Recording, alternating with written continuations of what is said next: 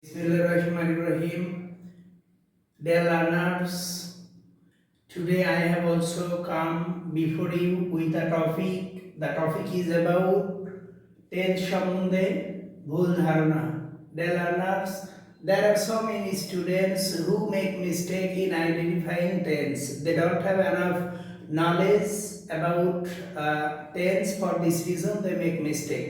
For this reason, today I have selected the topic about tense সম্বন্ধে ভুল ধারণা. Dear learners, if you watch the video with deep attention, I believe you will be able to rectify your tense, and you also will be able to identify which is what tense. Okay, dear learners, come to the point.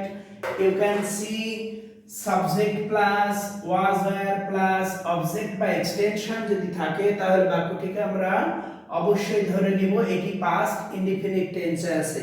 আমরা একটু উদাহরণ লক্ষ্য করব। হি was an ideal student. ওয়াজ এর পর আমরা দেখতে পাচ্ছি আর কোনো ভার্ব নাই, এখানে অবজেক্ট আছে, সুতরাং এটা নিঃসন্দেহে past indefinite tense. Deer learners, পরেরটি দেখব উই ওয়্যার ইনোসেন্ট। আমরা ছিলাম নির্দোষ। এই বাক্যে ওয়্যার এর পর কোনো ভার্ব নেই, সুতরাং ওয়্যারের পর যেহেতু আর কোনো ভার্ব নাই, এটিও past indefinite tense. Deer learners, পরেরটি লক্ষ্য করব। সাবজেক্ট প্লাস ওয়াজ বা ওয়্যার প্লাস ভার্বের সঙ্গে আইএনজি প্লাস অবজেক্ট বা এক্সটেনশন। যদি এমন কখনো কোনো বাক্যের গঠন হয় তাহলে বাক্যটি নিঃসন্দেহে পাস্ট কন্টিনিউয়াস টেন্স হবে। আমাদেরকে একটা বিষয় খুব সুন্দরভাবে লক্ষ্য রাখতে হবে যে ওয়াজ এর পর যদি আর কোনো ভার্ব না থাকে তাহলে নিঃসন্দেহে বাক্যটি হবে পাস্ট ইনডিফিনিট। পক্ষান্তরে যদি ওয়াজ এর পর ভার্বের সঙ্গে আইএনজি থাকে তাহলে বাক্যটি নিঃসন্দেহে পাস্ট কন্টিনিউয়াস টেন্স হবে। আমরা উদাহরণ লক্ষ্য করব। Moon was reciting a poem. Moon একটি কবিতা আবৃত্তি করতেছিল। পরেরটি দেখব we were catching fish in the river. আমরা নদীতে মাছ ধরতেছিলাম। তোমরা দেখতে পাচ্ছ ওয়াজ এর পর আইএনজি যুক্ত ভার্ব আছে, সুতরাং নিঃসন্দেহে পাস্ট কন্টিনিউয়াস টেন্স।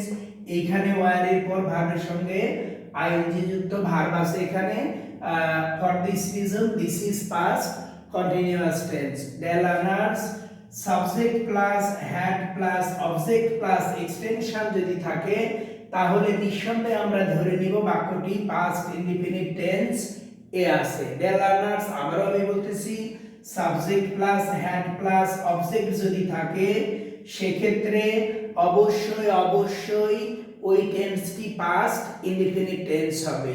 আমরা উদাহরণ লক্ষ্য করব। He had a noble plan. তার একটা মহৎ পরিকল্পনা আছে। Dear learners, we have to live on earth to do something good. We have come on this earth for some time. One day we will not stay on this earth. With the passing of time, we will die. That means we have to take the test of death. There is a ayat in Holy Quran, "Kulli nafsin zaikatul maut." That means every creation of the world has to take the test of death. One day we will not stay on the earth. For this reason, we have to do some good deeds so that we can get peace not only on the earth but also hereafter world. Dear learners, পরের পয়েন্টে আমরা আসব। Subject plus had plus V3 plus object বা extension যদি থাকে তাহলে নিঃসন্দেহে আমরা বাক্যটিকে নিব পাস্ট পারফেক্ট টেন্স হিসেবে। আমি আবার বলতেছি, subject plus had plus V3 plus object বা এক্সটেনশন এটি যদি থাকে তাহলে নিঃসন্দেহে বাক্যটি পাস্ট পারফেক্ট টেন্স হবে। আমরা লক্ষ্য করব। We had solve the problem easily. আমরা খুব সহজেই সমস্যাটি সমাধান করেছিলাম। এইখানে হ্যাড আছে প্লাস মূল ভার্বের V3 অর্থাৎ পাস্ট পার্টিসিপল ফর্ম আছে, এই জন্য নিঃসন্দেহে এই বাক্যটি পাস্ট পারফেক্ট টেন্স হবে। ডিয়ার লার্নার্স, পরেরটি আমরা লক্ষ্য করব। They had understood the problem they had understood the proper uses of tense. তারা টেন্সের সঠিক ব্যবহারগুলো বুঝতে পেরেছিল।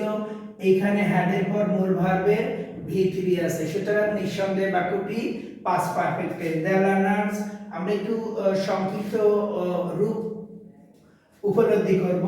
ই full stop G equal to, এটাকে আমরা মূলত বলবো for example. For example means উদাহরণস্বরূপ। আমার বাক্যের বিভিন্ন অংশে ইজি দেওয়া আছে, ইজির পূর্ণ রূপ হলো ফর এক্সাম্পল, যার বাংলা হলো উদাহরণস্বরূপ। ইএক্সটি এর পূর্ণ রূপ হলো এক্সটেনশন, অর্থাৎ বর্ধিতাংশ বা বাকি অংশ, অতিরিক্ত অংশ। আই ফুল স্টপ ই, এটার পূর্ণ রূপ হচ্ছে দ্যাট ইজ, ইয়া হয় যে।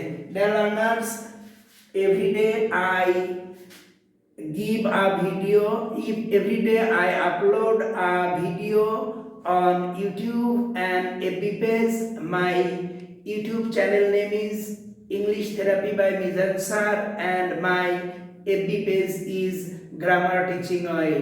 By following the pages and YouTube channel, you can learn so many things of English easily. Stay healthy and hearty. All of you are Ramadanul Mubarak. Allah Hafiz.